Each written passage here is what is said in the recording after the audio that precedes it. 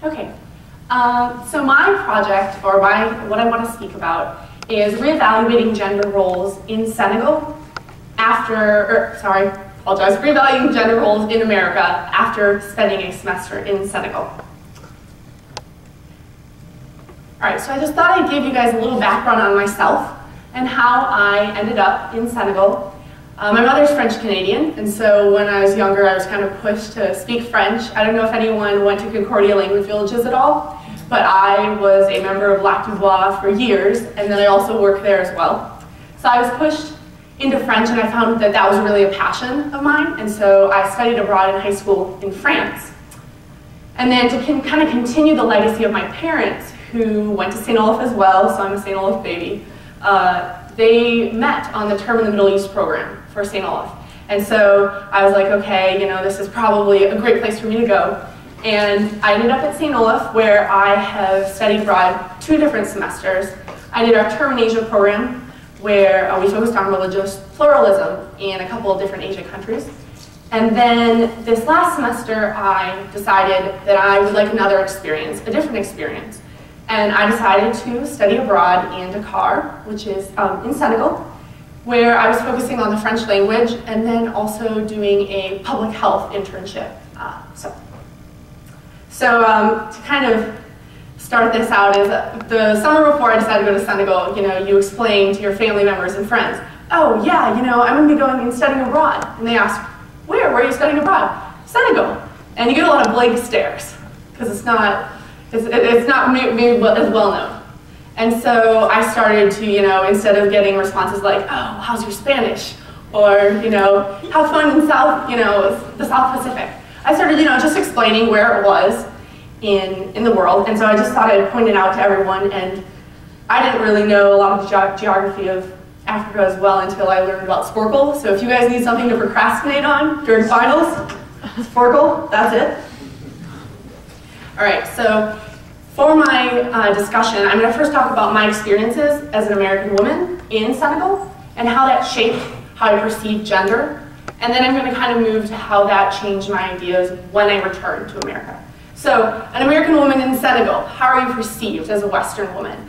And these are all different terms that I was told that that this was my identity. And so I was wealthy. I was oftentimes a walking ATM machine, and I was told that by some of my Senegalese friends. And that's something you get used to.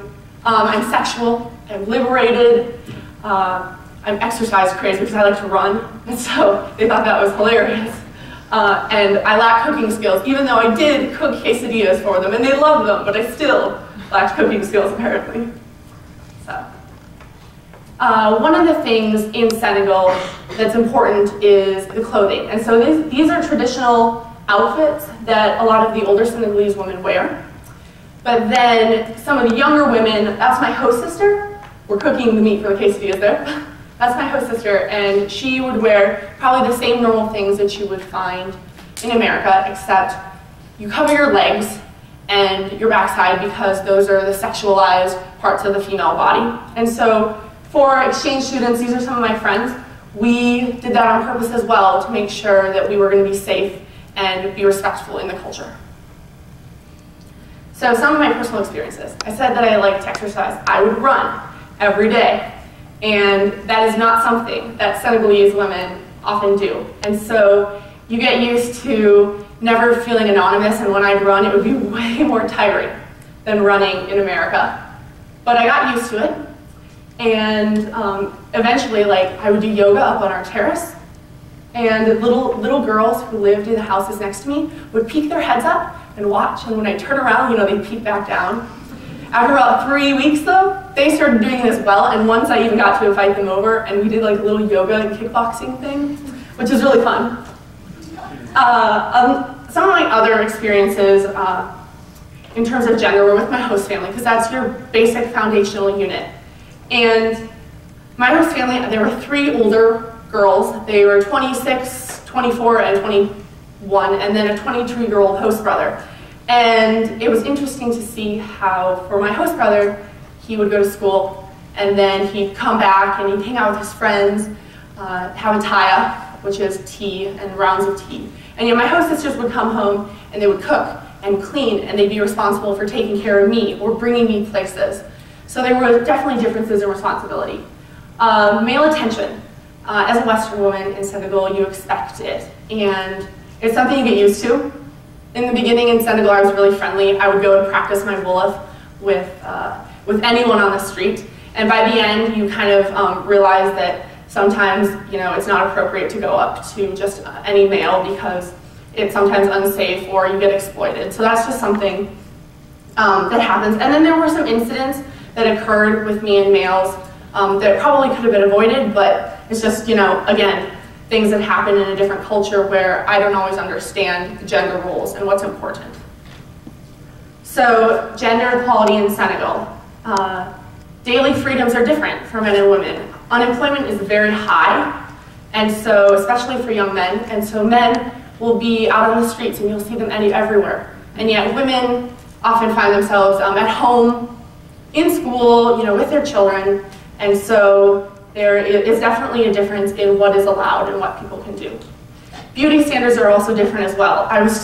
When men were angry at me for some reason, I was often told that I had no jai funde, which means I didn't have a big butt, which means I wasn't attractive. So that was something you get used to. No jai funde, so sorry guys. Other things: marriage, female genital mutilation and abuse, and then parity. There are representatives in Congress in Senegal, and yet during their speeches, men will sleep in Congress. And so it's a very difficult situation. So after coming back from Senegal, I'm going to skip this just for time. After coming back from Senegal, I realized that gender roles were much more blatant. They were on the surface. And I wanted to learn kind of more about how gender played a role in my own society. And so I took a lot of women's studies courses, and that's what I'm doing right now. And looking at beauty standards in America, how throughout the Disney princesses that we girls grow up with, they change. Sleeping Beauty literally sleeps throughout the whole movie. And yet, Princess Tiana, she works and stuff, but there's always the ending where the female finds her prince, and she's also very beautiful. Those are all standards. Women in America are often first judged on what they look like, and then second are their capacity to, do whatever that they're doing in life. Professional success as well, in terms of a glass ceiling. Only 5% of CEOs in Forbes' top Fortune 500 are women. And then representation in Congress, 17% of congressional, are women. And so it's just really difficult in America to, to accept that when I'm coming back from Senegal and seeing sort of the similar things. So there's definitely, it's a little bit down deeper, those gender inequalities. And so, I'm sorry I'm running out of time, but my takeaway basically is that inequality, it is in Senegal and it's also in America, and that really was my realization. But I really have to dig deeper and look for that inequality and combat it by pushing women to be empowered in whatever that they want to do in their choices, and then living by example and making sure that no matter what route women choose in their life in America or Senegal, as long as it's their choice, that is real gender equality. So, sorry I went a little bit overboard, but thanks.